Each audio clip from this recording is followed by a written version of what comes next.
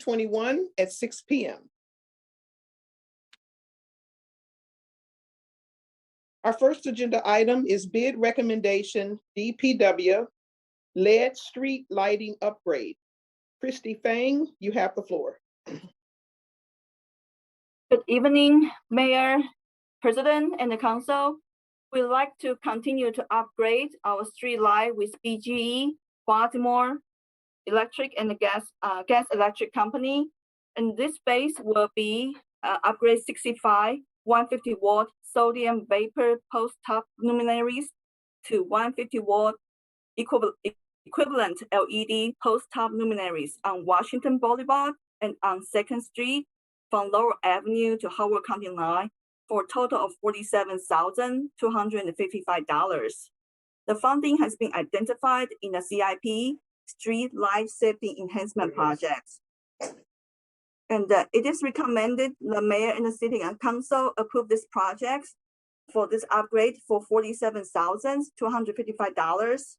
And then the LED street lighting upgrade will also reduce the city's utility spending in the future. So please let me know if you have any questions. Thank you. Okay, tonight we'll start with Councilman Signor. Do you have any questions? No questions. Councilman Smith? No questions, Madam President. Okay. Councilman Les?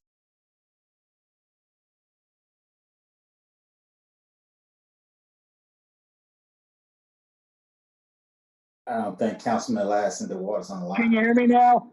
Okay. Councilman Les has to call in. He's having some technical difficulty. No, can you hear me now?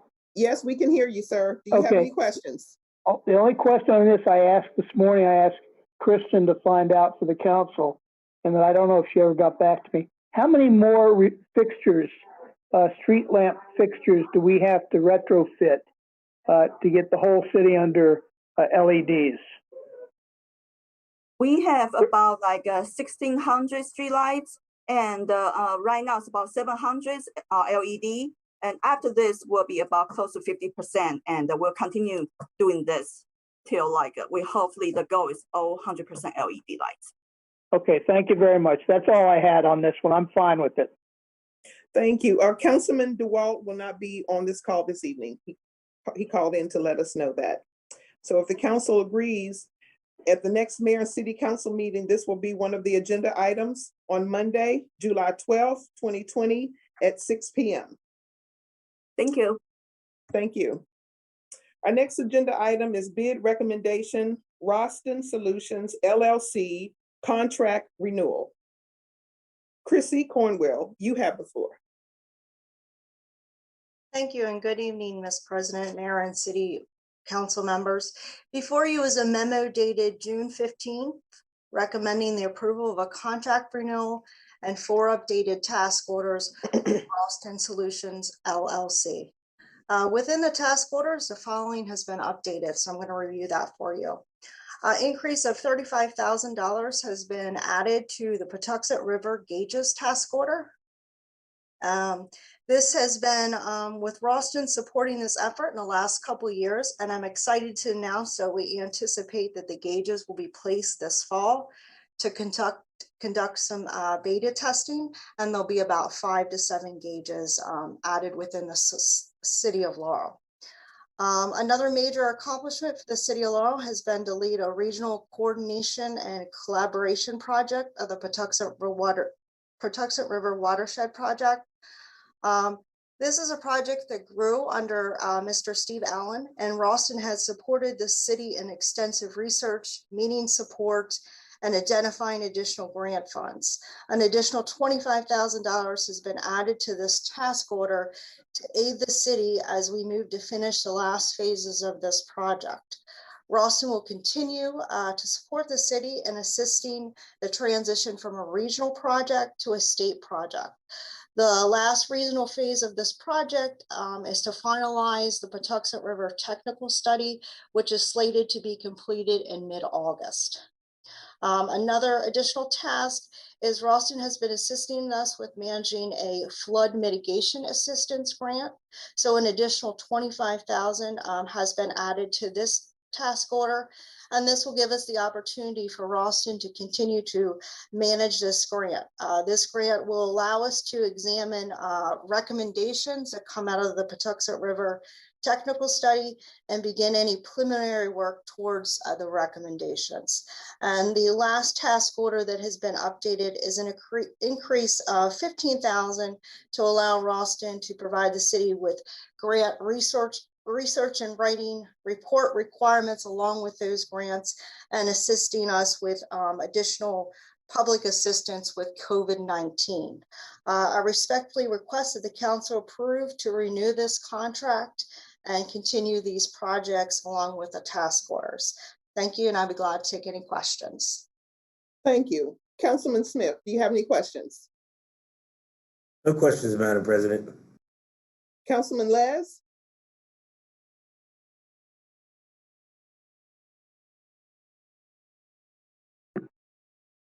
Okay, can you hear me now?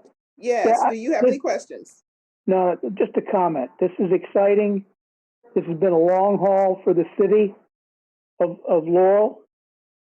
It is interesting that what we're doing is getting some attention outside of the city of Laurel, with, for example, the Soil Conservation District, and the contractors are handling stormwater management issues on several projects in the county. So this is exciting, and I think it'll pay dividends in the future.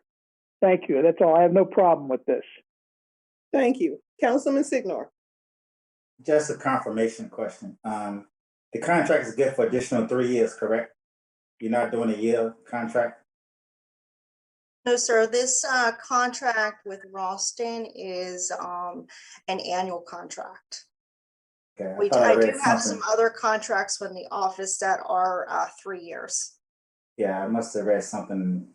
I'll go back and read. I thought I saw something, renew something for 3 years, and then every other year we want to extend it. We can extend it each year. So I was a little confused on that, but I have no problem with it. I just want to get that clarification. So this contract we're doing right now is not a 3-year contract. It's a year contract. Correct. Okay. All right. Thank you. Thank you.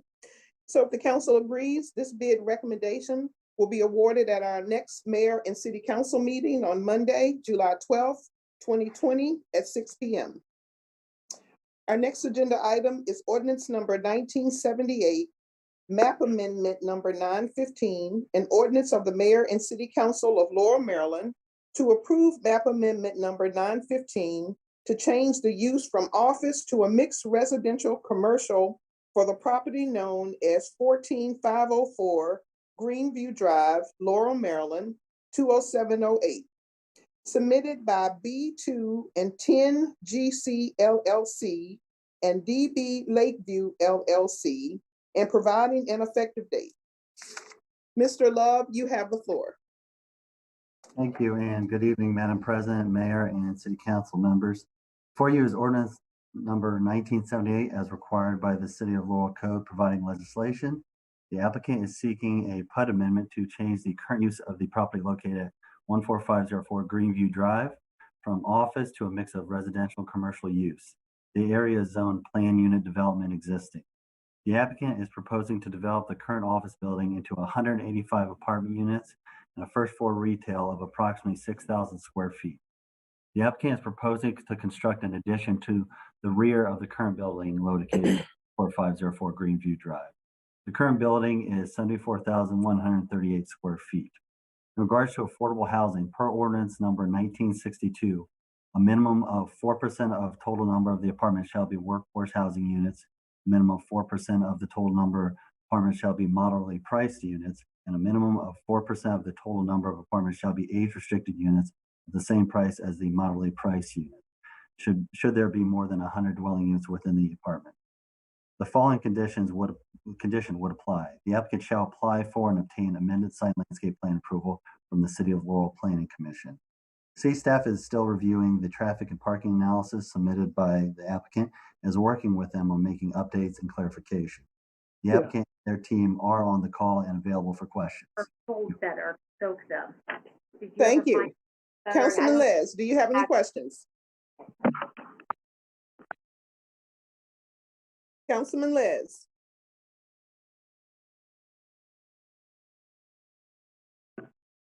Can you hear me? Yes, do you have any Okay, questions? we're dealing with this is not the planning phase. When it gets to the planning commission, they will pass judgment on the number of units and the parking requirements, correct? Is that correct, Robert? That's correct. That's when we're gonna get the Right. plans of the drawings, and then, yeah, that's what we'll figure out, make sure everything meets the code. Okay, and any additional stormwater management will be also in the planning commission's side of the court at that time. Sometimes we tend to put the horse before the cart. So I have no problem with this because, I was here when we zoned that property and Miss Utility went into one of the high rises. They were most of one of the high rises at that time. And if I remember correctly, the last I heard, they went as low as 20% occupancy in the office. So mixed use makes good sense to me. So with that, I have no problem with this. Okay, Councilman Signor. No questions. Councilman Smith. I'm fine with this.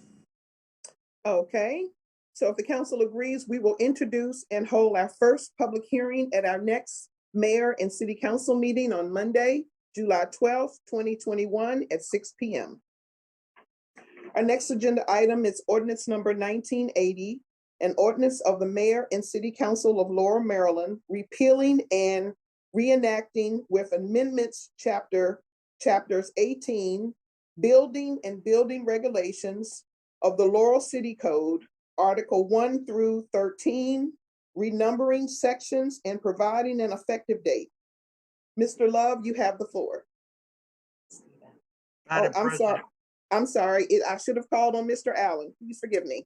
that's quite all right. Madam President, Mayor and council members, thank you for the opportunity.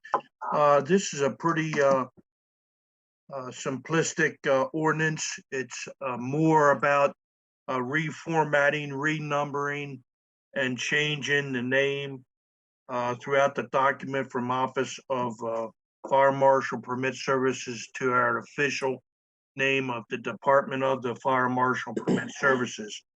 There's a couple other minor changes throughout the document affecting a few of the requirements for individuals to submit paper copies of drawings and stuff, whereupon nowadays the majority, in fact, all of our plans come to us via electronic, so we have reduced the requirement for paper drawings. And that's the extent of the changes throughout the whole document. I'll be ready for questions. I appreciate the council's considerations on ordinance number 1980. Thank you. Councilman Smith, do you have any questions? No questions, Madam President. Councilman Les.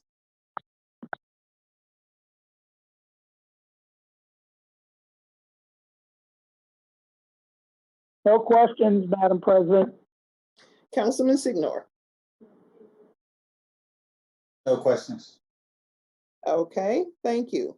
Our introduction and first public hearing will be at our next mayor and city council meeting on Monday, July 12th, 2021 at 6 p.m.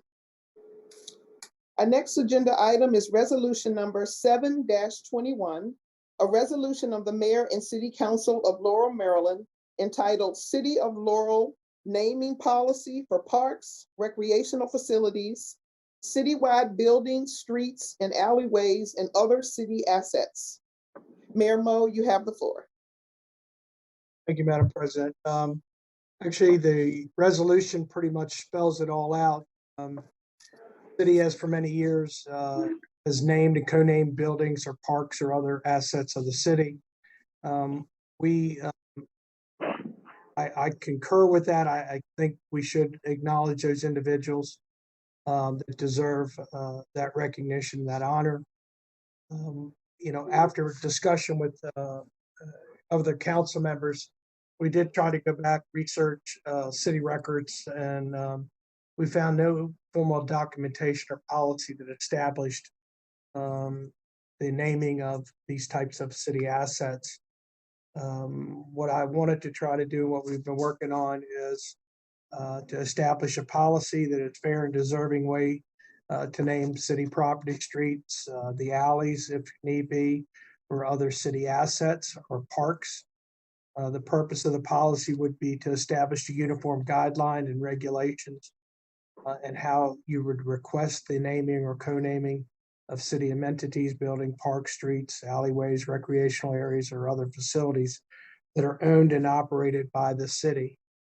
If you read the attached policy, it spells out from an administrative standpoint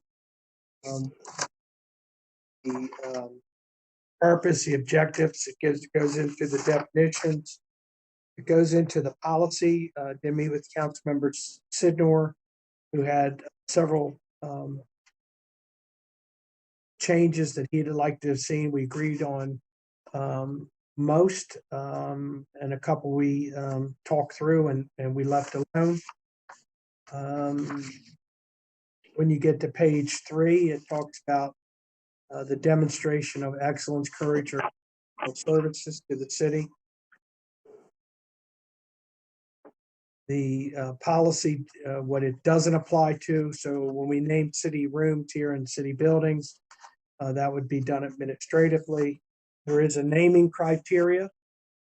There is goes into commemorative street or alley names. We took away pretty much in our first several drafts that we had a minimum of a year's requirement. We felt that it was best to leave that through the process as it moves through and gets eventually to the council. And if somebody made a contribution or something happened where we want to try to move forward on this in other manners, that 10 or 20 years in some cases that we originally had would really stifle some of this. So we took out a lot of those, and it's be done through the committee process, eventually through the council. Talked about the individual were killed, a city official or a city employee were killed in the line of duty. We would change that and leave that up to the council to move forward. It actually reads, this policy is exempt and shall not apply to any city official or city employee killed in the line of duty and shall be left up to the mayor and city council at the time of the death. So it kind of, as we know, we've been through that. Hopefully we'll never go through that again, but we felt that was a better way to move forward. The council could always still follow these procedures if they needed to be. And then it goes into the naming procedure. And then the very last page, it talked about a resolution that would go before the mayor and city council, and pretty much the council would have the final say on this. This has been worked on for several months.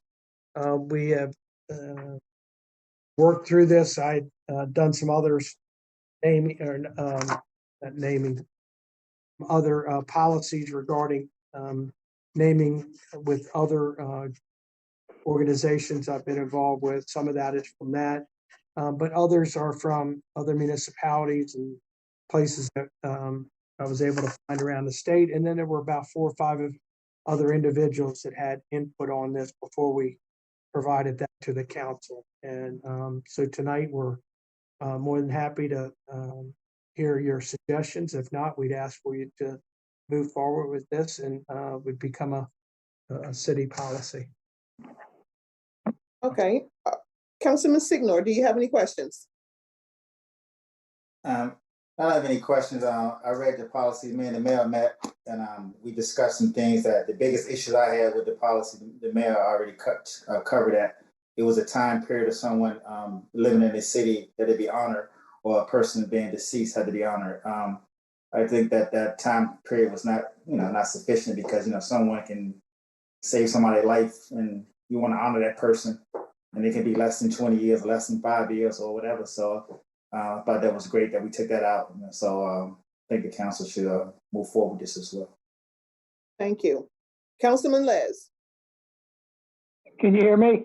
Yes. Okay. I was able to read this before my computer crapped out on me earlier today. Kim sent it to me.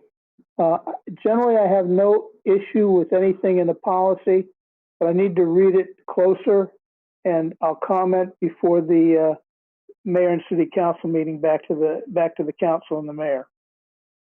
Okay. Councilman Smith? I'm fine with it, Madam President. Thank you. Introduction and first public hearing on this resolution will be at our next mayor and city council meeting on Monday, July 12th, 2021 at 6 p.m. I'd like to add something to our agenda. That is ordinance number 1973, which is the map amendment number 914, an ordinance of the mayor and city council of Laurel, Maryland to approve map amendment number 914 for rezoning from R5 zone to RT zone of the properties known as 7222 and 7302 Conti Road in Laurel, Maryland. Mr. Love, do you have any updates for us?